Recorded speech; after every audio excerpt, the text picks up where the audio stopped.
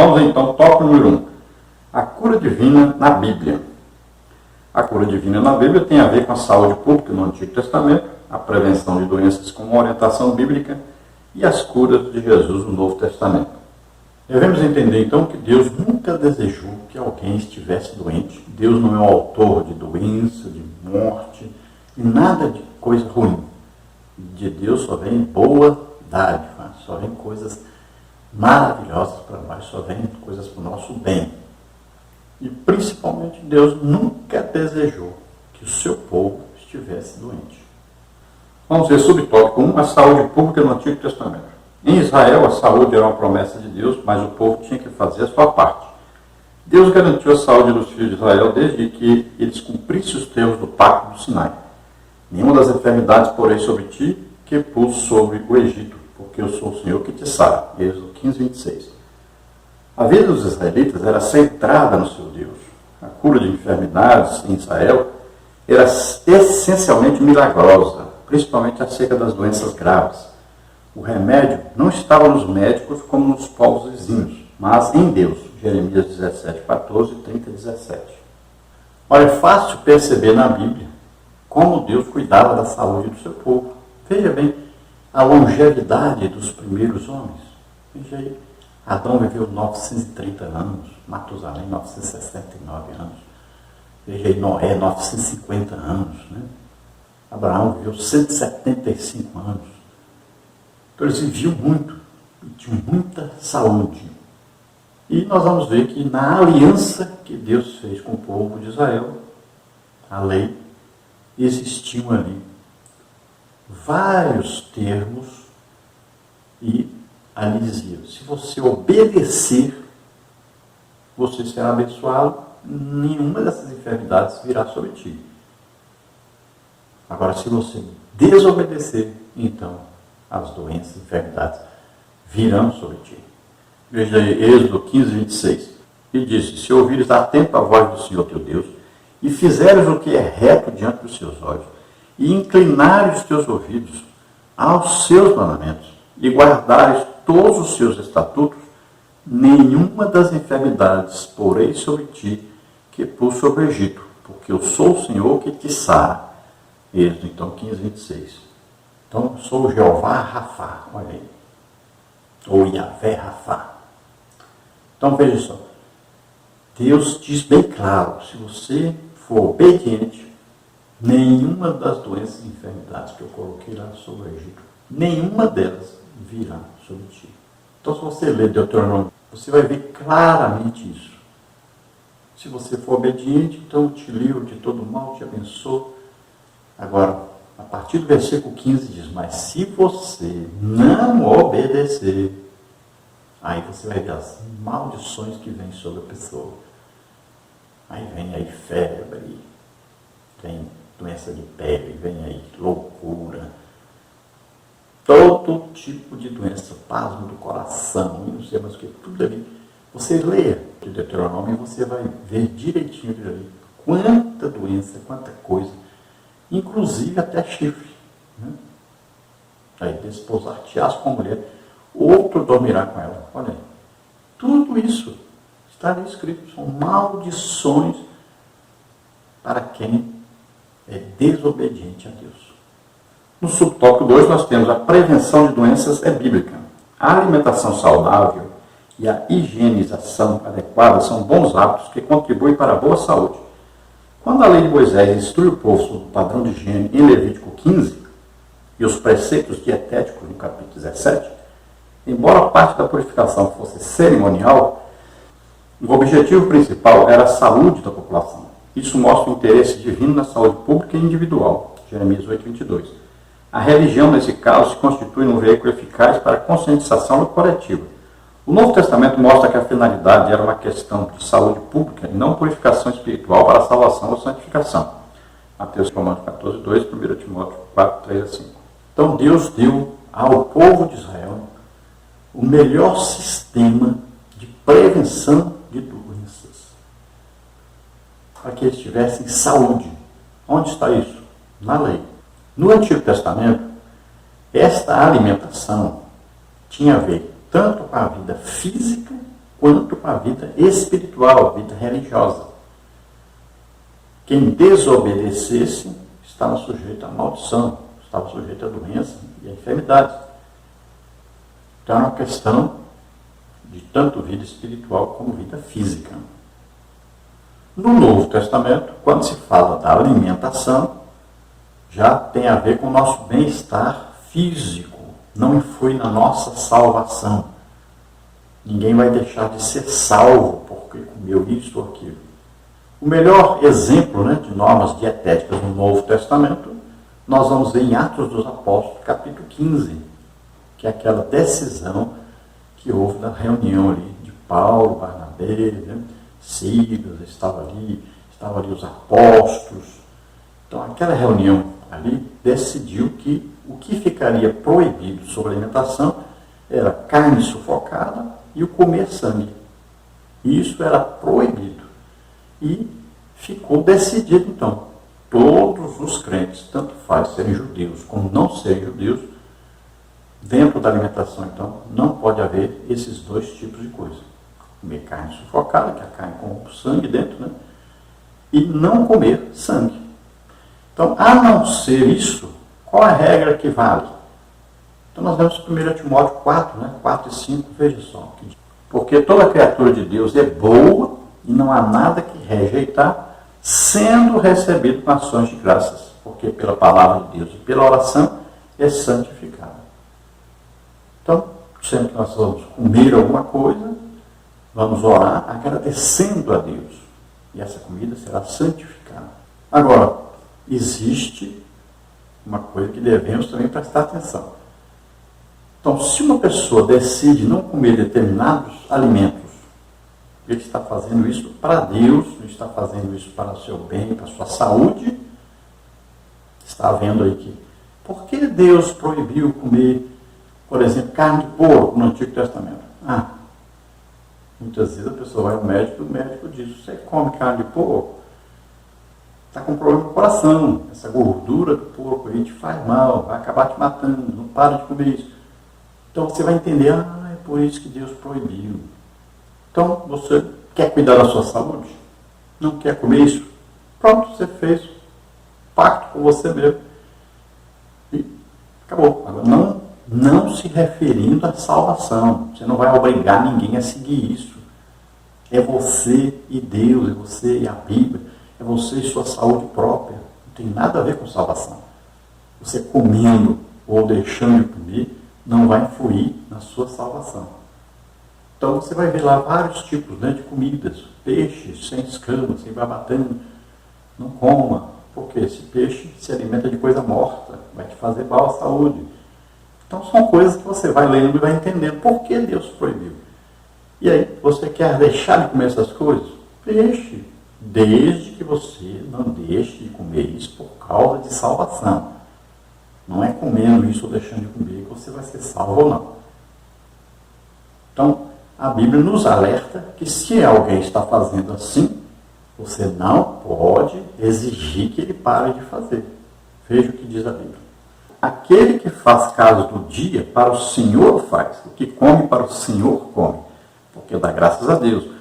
E o que não come, para o Senhor não come, dá graças a Deus. Romanos 14:6.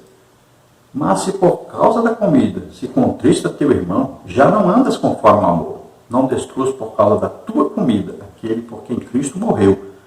Não seja, pois, blasfemado o vosso bem, porque o reino de Deus não é comida nem bebida, mas justiça, paz e alegria no Espírito Santo. Romanos 14, 15 a 17. Então essa é a regra bíblica. A prevenção é o melhor remédio para não ficar doente. Subtópico 3, o Novo Testamento. As curas de Jesus. Israel dependia mais de Deus e a sua garantia de saúde estava na obediência. O número de enfermos era alto e as curas efetuadas por Jesus logo chamaram a atenção do povo. Mateus 4, 23 a 25. Jesus veio ao mundo para salvar os pecadores. 1 Timóteo 1,15. No entanto, por causa da miséria humana, operou muitos milagres, prodígios e maravilhas. O Senhor se compadecia dos enfermos, dos oprimidos e de todos os de espírito abatido, porque essas pessoas andavam como ovelhas que não têm pastor. Mateus 9,36, Marcos 6,34. A compaixão era a principal motivação de Jesus para ministrar ao povo Isso não mudou com o tempo, pois a promessa de cura divina continua valendo. Marcos 16, 17 e 20. Então o Evangelho possui metade dos seus escritos falando sobre sinais, prodígios, maravilhas, falando sobre curas. E as curas estavam cumprindo o que já está escrito sobre Jesus. Veja bem, não é só por causa da misericórdia de Deus, mas também para cumprimento da palavra de Deus. Também as curas testificavam que Jesus era realmente o Filho de Deus, o Messias. Quando Pedro vai pregar em Atos 2, ele fala: Jesus aprovado por Deus entre vós com sinais, prodígios e maravilhas. Olha aí, as curas também comprovam até o apostolado. Paulo diz: meu apostolado entre vós foi confirmado por Deus com sinais, prodígios e maravilhas. Veja aí, Marcos 16, 20 diz o quê? Que ele saiu pregando e Deus confirmava a pregação com sinais, prodígios e maravilhas. Então, curas são também comprovação do legítimo evangelho. Vemos aí que Jesus percorria as aldeias, aí as sinagogas, pregando, ensinando e curando as pessoas. Quando João Batista teve dúvidas sobre Jesus ser ou não o Messias, mandou os discípulos perguntarem para Jesus. O que Jesus disse para eles? Olha aí, os cegos estão vendo, os surdos ouvem, os aleijados andam. Vai lá dizer para João Batista o que está acontecendo. O Evangelho é pregado. João Batista vai saber que está escrito, que o Messias faria exatamente isso. Se você ler Lucas capítulo 4, você vai ver que Jesus, lendo na sinagoga, leu o que estava escrito sobre ele, em Isaías, que ele viria e poria liberdade os cativos, curaria as pessoas. Está escrito: olha, o Espírito do Senhor é sobre mim, pois que ele ungiu para evangelizar os pobres, enviou a curar os quebrantados do coração, a pregoar a liberdade dos cativos, dar vista aos cegos, pôr em liberdade os oprimidos e anunciar o ano aceitável do Senhor. Lucas 4, 18, 19, confere com Isaías 61, 1 e 2. As credenciais de Jesus eram um miraculoso. Qualquer lugar. Alguém sabia que Jesus passou por ali. Por quê? Porque houveram curas. O que atraía multidões? As curas, os milagres de Jesus. O Evangelho tem poder de atração. As curas atraem multidões. Jesus até tentou barrar um pouco, dizer para as pessoas: não conte para ninguém, porque ele precisava treinar os discípulos. Mas não tinha jeito. Você sabe que quando você fala não conte para ninguém, é a mesma coisa de dizer conte para Deus e mundo. E assim as pessoas faziam. Então, não só por a misericórdia de Deus, Deus ama as pessoas, quer ver todos curados, quer ver ninguém sofrendo, mas também para cumprir o que estava escrito na palavra de Deus. Então Jesus andava curando toda sorte de doenças, enfermidades, todas as moléstias entre o povo. Vamos ver tópico 2, a cura divina como parte da salvação. O discurso profético de Isaías 53 anuncia a obra redentora de Jesus no Calvário. Encontramos alguns detalhes dessa palavra profética no Novo Testamento, que mostram com clareza que salvação e cura caminham juntas. Subtópico 1, salvação. É um termo que se aplica a diversas ações de Deus no Antigo Testamento, em favor do seu povo, como o livramento da escravidão, da fome, da espada e das enfermidades. A salvação da condenação eterna é o livramento do poder de maldição do pecado e a restituição do ser humano à comunhão com Deus, 2 Coríntios 5,19 e Hebreus 2,15.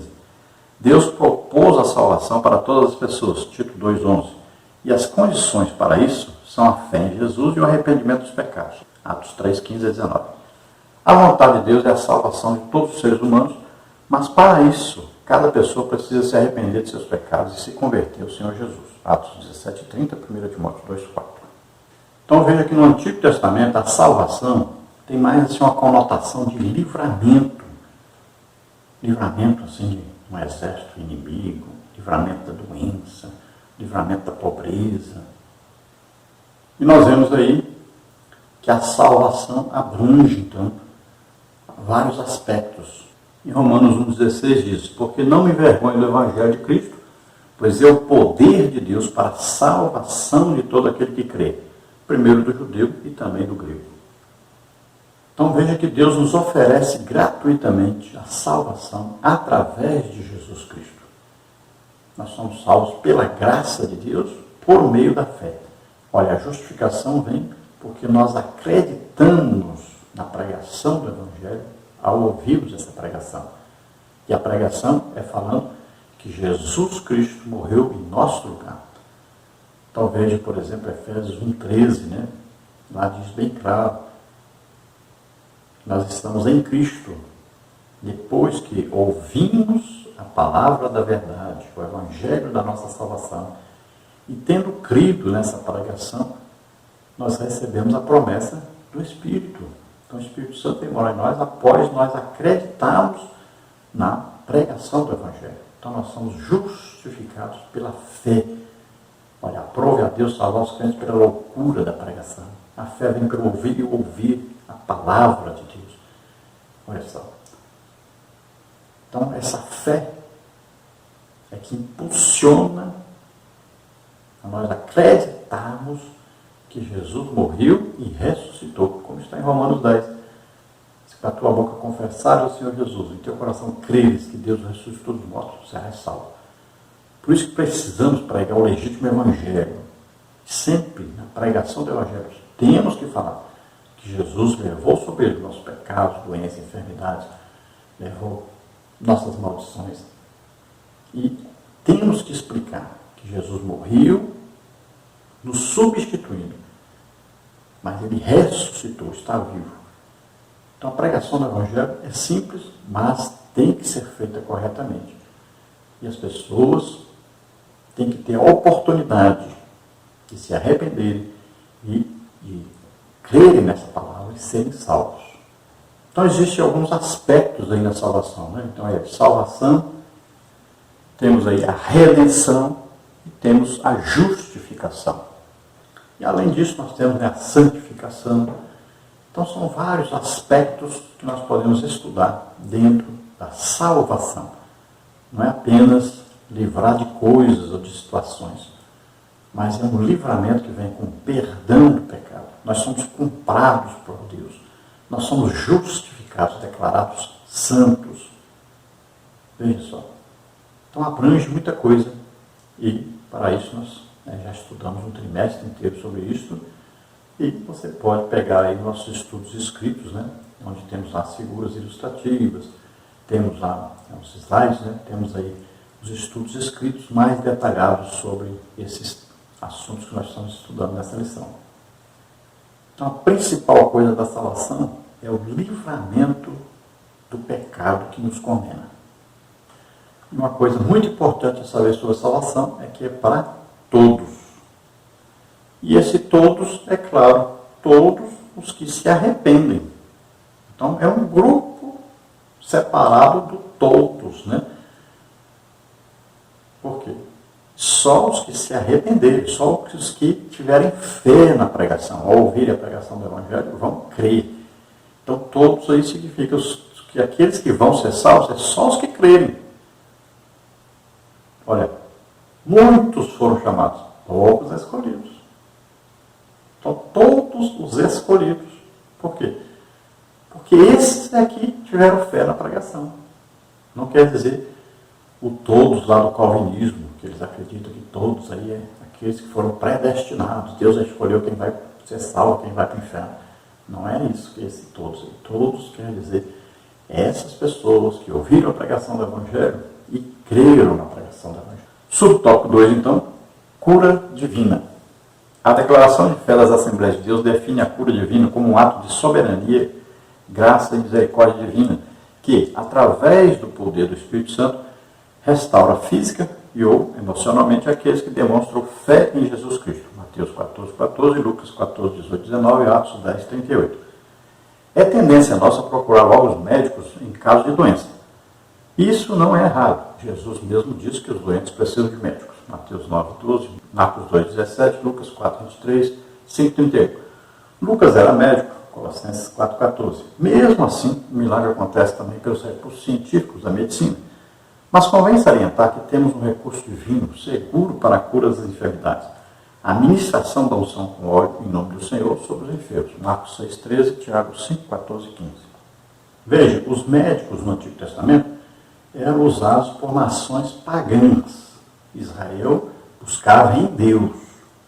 Então Deus curava toda sorte de doença, enfermidade, todas as moléstias que surgiam entre o povo. Então era coisa para Deus fazer. Tinha sempre a busca em Deus. E nós vamos ver no Antigo Testamento que Deus encarava a busca por médicos como traição, como falta de fé em Deus. Veja, Jó 13,4 diz assim: Jó buscava em Deus a sua cura e nunca procurou por médicos. Vós, porém, sois inventores de mentiras, e vós todos os médicos que não valem nada. Em 2 Crônicas 16,12 diz: caiu asa doente de seus pés no ano 39 do seu reinado. Grande por extremo era a sua enfermidade, e contudo, na sua enfermidade, não buscou ao Senhor, mas antes aos médicos. Jeremias 17, 14, 30, 17 diz: o remédio não estava nos médicos como nos povos vizinhos, mas em Deus. Então nós vemos aí claramente que o povo de Deus buscava a cura em Deus, e Deus correspondia. No Novo Testamento nós vamos ver, nos tempos de Jesus já, o povo estava muita gente doente. Por quê? Não tinham mais a fé em Deus, não acreditavam, não viviam de acordo com o que Deus mandou que eles vivessem. Então eles estavam passando por problemas seríssimos e as doenças e enfermidades vieram, maldições vieram sobre o povo, porque eles não estavam obedecendo a aliança que fizeram com Deus.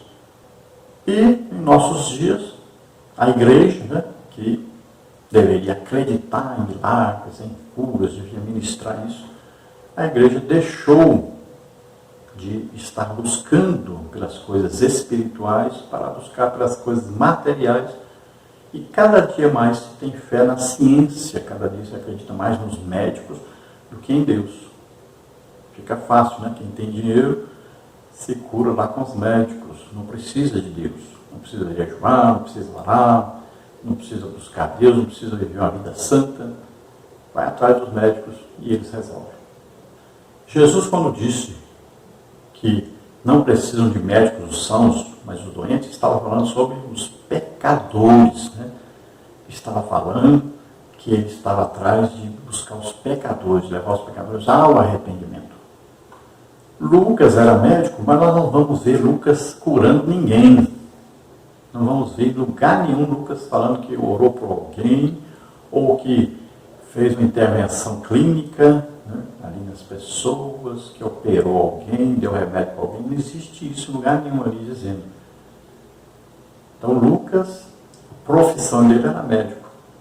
E foi importante por quê? Porque ele escreveu com detalhes sobre os milagres, sobre as curas efetuadas por Jesus e efetuadas pelos apóstolos e os discípulos de Jesus, em Atos dos Apóstolos.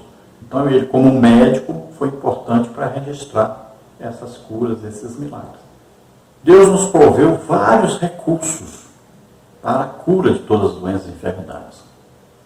Olha bem, nós podemos, cada um de nós como crente, impor as mãos sobre os enfermos e eles serem curados. Nós podemos, como está escrito lá em Tiago 5, né, ungir o enfermo com óleo, impor a mão sobre ele e ele vai ser curado. Qualquer crente pode orar por alguém e ser curado. Isso é um sinal dos crentes, como está em Marcos 16. E ainda existem os dons de curar. Deus escolhe, né? O Espírito Santo vem e capacita, dá o dom, aí, dons de curar. Curar doenças, enfermidades. Pode só. Além disso, existem os milagres, né? Os dons de milagres. Que a pessoa que nasceu aleijada, nasceu cego, nasceu surdo, né? Então, isso aí é os milagres. E existem os dons de curar. Toda doença, toda enfermidade. Então Deus proveu muitos meios para que a igreja orasse e as pessoas fossem curadas. O problema é a igreja fazer o que está escrito para fazer. O problema é pessoas desejarem ser usadas por Deus e buscarem ser usadas por Deus, acreditarem nisso. Também é um problema seríssimo, é ter espaço em algum culto para se ministrar cura às pessoas. Porque a música, 70% dos cultos já. Então não tem espaço para Deus operar, para Deus fazer milagres, para Deus curar as pessoas. E ainda tem crente que reclama quando se faz um culto especial para curas, milagres. Nós não podemos obrigar Deus a curar ninguém. Deus quer curar todos, não precisa obrigar Ele a fazer nada não. Ele quer curar todos, deu ordem para nós orarmos para as pessoas. Vamos ver, salvação e cura, sobre o tópico 3. A obra de Jesus é completa. A expiação do Calvário resulta na nossa redenção e alcança também a cura do corpo físico. Isaías 53:4, 1 Pedro 2:24. Desde o Antigo Testamento que a salvação e a cura andam juntas. Jeremias 17:14. A cura espiritual geralmente precede a cura física. Ele que perdoa todas as tuas iniquidades e sara todas as tuas enfermidades. Salmo 103:3. A cura do paralítico de Cafarnaum, Mateus 9:1-8, as passagens paralelas nos evangelhos sinóticos revelam essa verdade. A vontade de Deus portanto, é curar tanto a alma como o corpo. Tiago 5:15. Veja bem, é muito importante você entender isso. Jesus cura não só os crentes, mas cura a todos. Nós não podemos esperar, a pessoa aceitou Jesus, então eu vou orar por ela para ser curada. Não aceitou, não vou orar. Não existe isso. Olha, os evangelhos, olha aí, Pedro, Paulo, as pessoas iam, não quer dizer que eram salvas. Pessoas querem ser curadas. A pessoa não precisa ser salvo para ser curado. Muitas pessoas na Bíblia foram curadas e não eram salvos e nem passaram a ser salvos por causa disso. Muitas pessoas nós oramos por eles nas ruas, nos hospitais, no avião, no ônibus, em qualquer parte. E a pessoa não se converte. Muita gente. Quantas pessoas morreram no hospital foram curadas? Mas quantas pessoas morreram sem aceitar a Jesus e receberam várias curas durante as suas vidas? Então, veja bem, nós temos que ter o amor de Deus em nós. Orar, abençoando as pessoas. Não importa se elas são crentes, se não são, se vão ser, se não vão. Nós não estamos vendendo a cura. Nós estamos trocando, não é uma mercadoria de troca. Eu vou ser curado, você tem que aceitar Jesus. Não é assim. Nós oramos por todos. Jesus cura todos. É o desejo de Deus curar todos. E existem, né, então, vários tipos de curas. E nós temos aí a salvação abrange, então, a cura do pecado, por exemplo. A cura da alma. Né? O pecado está aí, dominando a pessoa. Existe a cura física, do corpo. Existe a cura espiritual, que a pessoa muitas vezes está possessa de demônios. Está vivendo na idolatria, na feitiçaria, no espiritismo. Então, existem várias curas. Sempre o Evangelho está aí casado com curas. No Antigo Testamento, quando se falava salvação, tinha a ver com curas. No Novo Testamento, quando se fala em salvação, tem a ver com curas. Função de Jesus, pregar, ensinar e curar as pessoas. Que era isso que ele fazia. E é assim que os apóstolos fizeram, e é assim que nós temos que fazer como igreja de Jesus Cristo. Subtópico 4, Isaías 53, 3 e 4.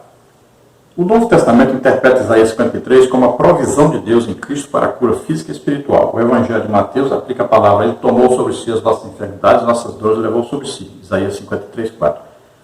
Ao ministério de cura do Senhor Jesus, Mateus 8,17. O verbo sarar, em pelas suas pisaduras somos sarados, 53,5, indica a cura física. Isso está muito claro nas inúmeras curas físicas de enfermos efetuadas por Jesus. Mateus 8,16, 17. Essa cura também espiritual.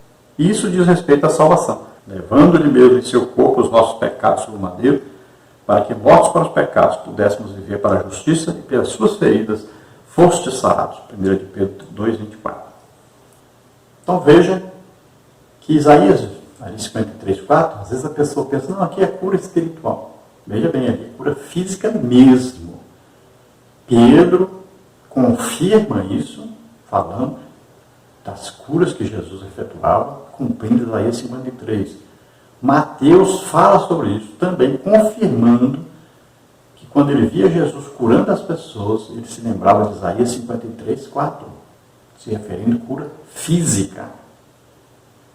E é claro que o sacrifício de Jesus nos livra do pecado, né, das doenças, das enfermidades, possessões malignas, de todo o mal. Agora, tome cuidado, porque muitas vezes, né, pessoas que não creem em curas, em milagres, vão tentar torcer a palavra de Deus e dizer que isso aí é só a cura espiritual, não tem nada a ver com cura física. Mas Jesus curava realmente as pessoas no físico delas. E Pedro e Mateus confirmam Isaías 53, 4, dizendo curas físicas.